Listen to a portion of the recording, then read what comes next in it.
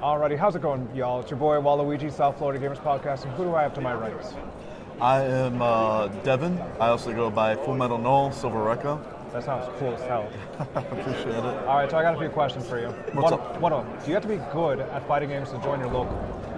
No. I don't think that, when it comes to fighting games, right? Yes.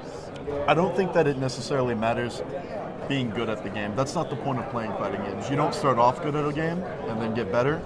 I think going to locals and meeting players who are good at the game benefits you a lot more because you pick up insight from them, right? You learn things here and there that you may have not known before, and it just benefits you more and more.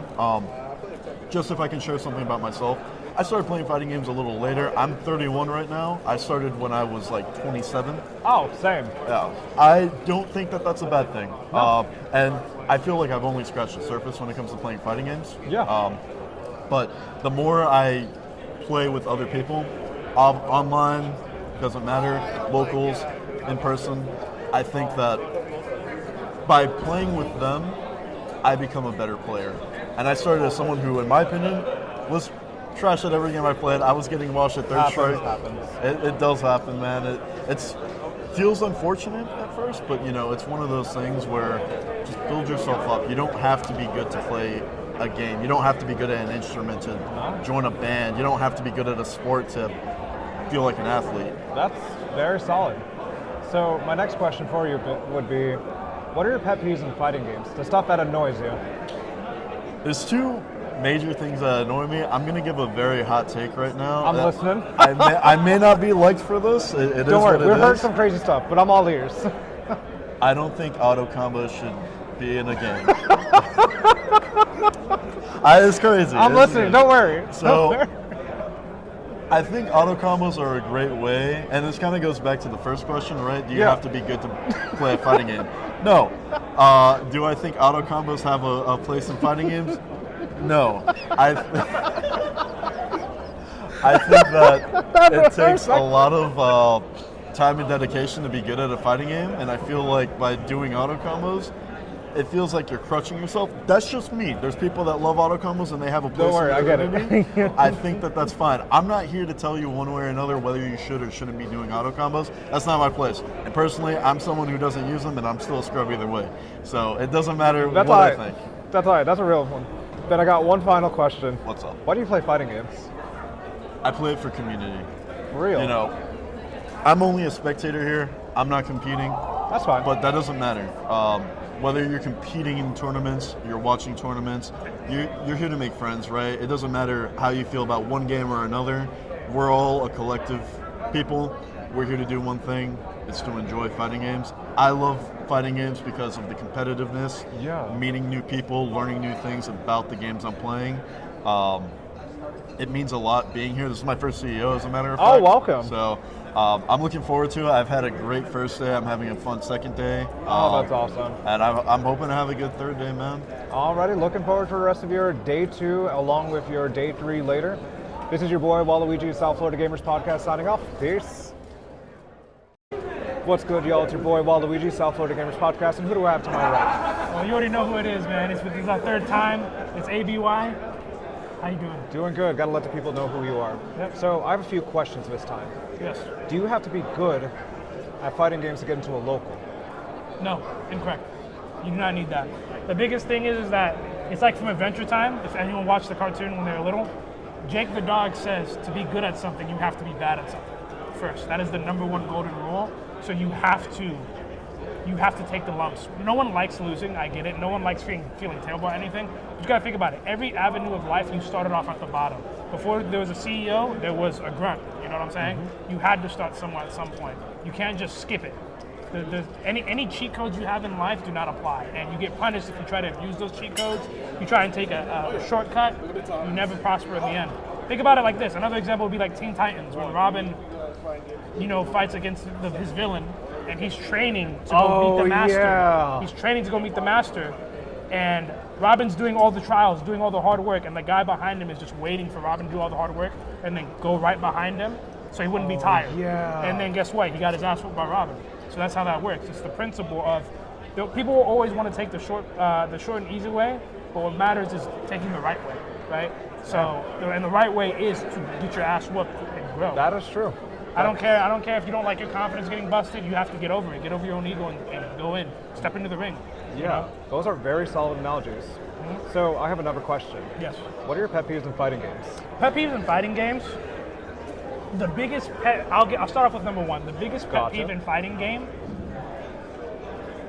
is like trying to skip neutral. That is the biggest. That is the biggest pet peeve I've ever had in my life.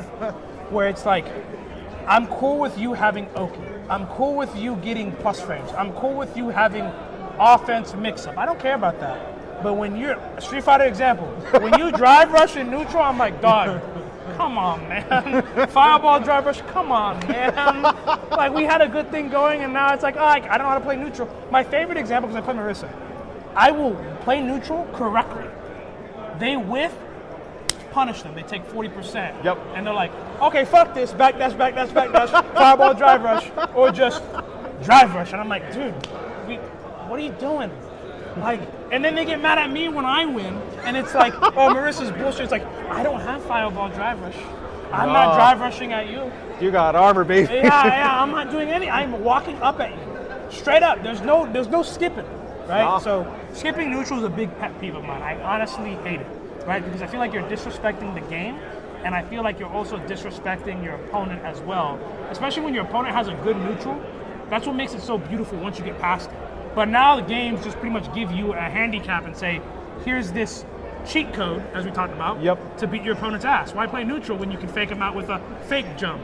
You know, like you fight Ryu, like Kimberly's a good example of a skip neutral character.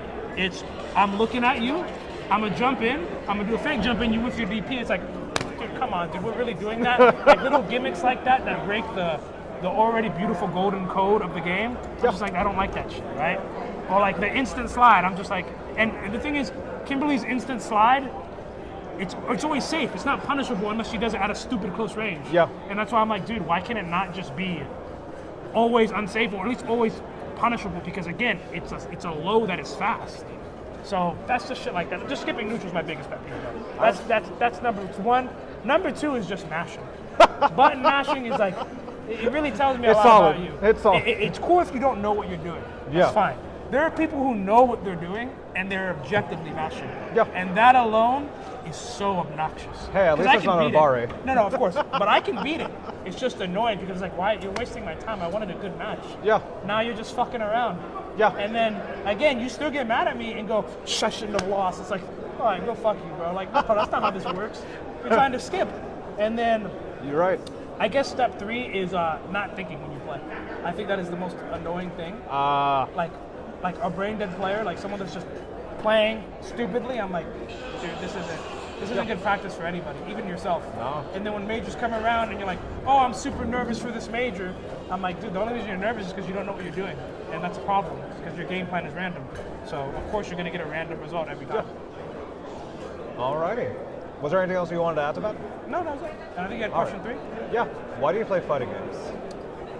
So I used to be in sports, but my body was very weak, so I could no longer do sports. So competitive gaming is pretty much a replacement of sports, right? I wanted to be a boxer, I wanted to be a runner, I wanted to be a lot of things. I couldn't do it because physical impairments in my life. Yeah. So gaming was a really good alternative to keep that competitive fire in me alive. Damn. And it's a beautiful thing. And honestly, I love the learning process because I came from other games and I wasn't really into the FGC like that, but once I went over to the FGC, it broadened my horizons on how games are supposed to be played, and it's a very beautiful learning process, right? It Truly definitely it is. It's one of the things that people take for granted because once you get good, you can't learn anything higher than that once you've reached a certain level. Once you get to level 50, getting level 51 isn't that much better, you know what I'm saying? Yeah. If you're level 1 to level 20, you see the gap, you see the learning difference, you love it, right? Yeah, that's the joy of fighting games that I appreciate because it's a give and take relationship. You know, you give the game your time, it takes some of your time away, but you get something more in return, right? That's beautiful. beautiful. It's a great thing, man. I truly enjoy the FGC. I think it's a beautiful place with beautiful people, and it's one of the most diverse scenes out there. It really is. Because you get so many different backgrounds, you know, so many different minds, right? We always find a new prodigy, like 15, 14, 9, whatever. It's just the minds are very different, and it shows how different we really are, despite having the one hobby we all love. You know what I mean? That is really true. Yeah. Wow. So that's pretty much the gist of that. That's the main reason I play it. Is it's a lot of learning. Yeah. That's why the newer fighting games that I hate, it's skipping the learning aspect and rewarding players immediately. And I'm like, yes, you get ease of access. Yes, you get accessibility to more players. Yeah, you grow the scene. But what made fighting games beautiful as a whole was you had to earn it. It wasn't given to you. You had to earn being good. Just like how Robin had to earn walking up that step to train with the master. It wasn't given to him. It would defeat the purpose if it was given. I'll give you an example. Let's say your grandma makes the most bomb-ass cookies, right? Yep. It's a secret ingredient. She makes it a secret for a reason, right? Yep. And if she gives it to a family member, she wants it to be a secret for a reason. It's a bomb-ass cookie. Probably the best cookie out there. But guess what? If you make it so accessible and common, it loses that best flavor of all time because it's already been consumed by so many people, right? That's the same thing with fighting games. It's supposed to be difficult. Yeah. Inputs are supposed to be hard. It shouldn't be that easy to get into it. That If it is, there should be a learning curve after that. But so far, the newer fighting games haven't captured the ease of access and difficulty of mastery, because now once you get ease of access, there's nothing else to learn because you put everything in the ease of access, ease of entry. That's solid right? as fuck. So that's pretty much the gist of it. That's what's really going on. That's why for me, like, I'm quitting Street Fighter 6 after this event Understandable. because I hate the game. It's just straight gambling. That's valid. Look, I already go to the casino, I lose money. I don't need to lose anything else when I go here, bro. I was like, dude, I want to have fun. This is not fun. You know, wake up, round start drive rush. I'm like, here we go again, dude. Yep, back at it. Shit like that. It couldn't just be a normal game, right? But, you know, and funnily enough, I'm pretty good at dealing with it. My round one pools, people drive rush me round start, I clapped them and they took like 40, and I'm like, I didn't know it'd be this easy to swim through pools, but here we are, right? But, you know, at the end of the day, I just think, to tie back question 3 of why I play it,